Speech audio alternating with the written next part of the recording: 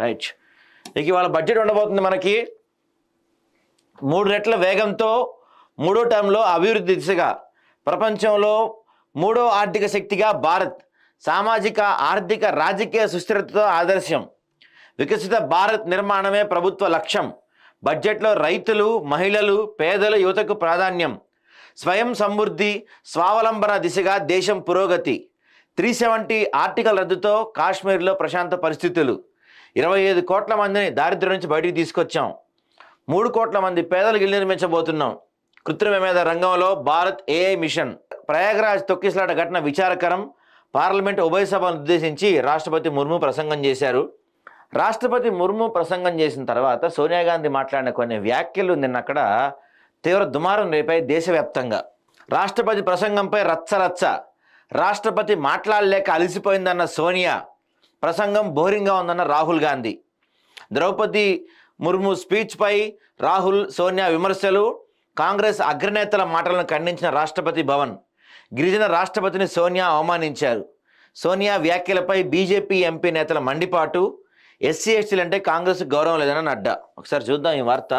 నిజంగానే నిన్న కాంగ్రెస్ పార్టీ నుంచి సోనియా గాంధీ, రాహుల్ గాంధీ కొంచెం అనరాని పదాలు, అంటే అసలు సహజంగా ఇంతవరకు చరిత్రలో ఎప్పుడు కూడా రాష్ట్రపతి మీద కానీ గవర్నర్ కానీ ప్రసంగాలు జరిగినప్పుడు ఏ బడ్జెట్ అయినా, రాష్ట్ర బడ్జెట్ కావచ్చు, సెంట్రల్ బడ్జెట్ కావచ్చు, ఏ బడ్జెట్ అయినా ప్రవేశపెట్టబోయే ముందుగా రాష్ట్రపతి కావచ్చు, గవర్నర్ కావచ్చు ప్రసంగాలు ఇవ్వటం పరిపాటిగా వస్తున్న ఆనవాయితీ.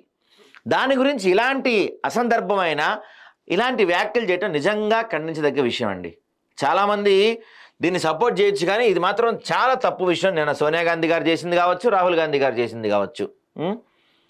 దేశ బడ్జెట్ సమావేశాల ప్రారంభం వేళ రాష్ట్రపతి ద్రౌపది ముర్ము స్పీచ్పై రచ్చరచ్చ అవుతుంది. బడ్జెట్ సమావేశాలను ఉద్దేశించి పార్లమెంట్ సంయుక్త సమావేశంలో ముర్ము ప్రసంగంపై కాంగ్రెస్ అగ్రనేతలు సోనియా, రాహుల్ గాంధీ వ్యాఖ్యలపై వివాదం చెలరేగింది. రాష్ట్రపతి ప్రసంగంపై ప్రతిపక్ష పార్టీలు పెదవి విరిచాయి. శుక్రవారం పార్లమెంట్ సమావేశంలో భాగంగా రాష్ట్రపతి ద్రౌపది ముర్ము ప్రసంగించారు. ఈ క్రమంలోనే రాష్ట్రపతి ప్రసంగంపై సోనియా గాంధీ స్పందించారు. పార్లమెంట్ ప్రాంగణంలో ఆమె మీడియాతో మాట్లాడుతూ, ప్రసంగం చివరికి రాష్ట్రపతి చాలా అలసిపోయారు, ఆమె మాట్లాడలేకపోయింది, అంతగా చదవాల్సింది కాదు, పూర్తింగ్ అంటూ ప్రెసిడెంట్ స్పీచ్పై సోనియా తన అభిప్రాయాన్ని తెలిపారు. కాంగ్రెస్ అగ్రనేత, రాజ్యసభ ఎంపీ సోనియా గాంధీ చేసిన వ్యాఖ్యలు తీవ్ర దుమారం రేపుతున్నాయి.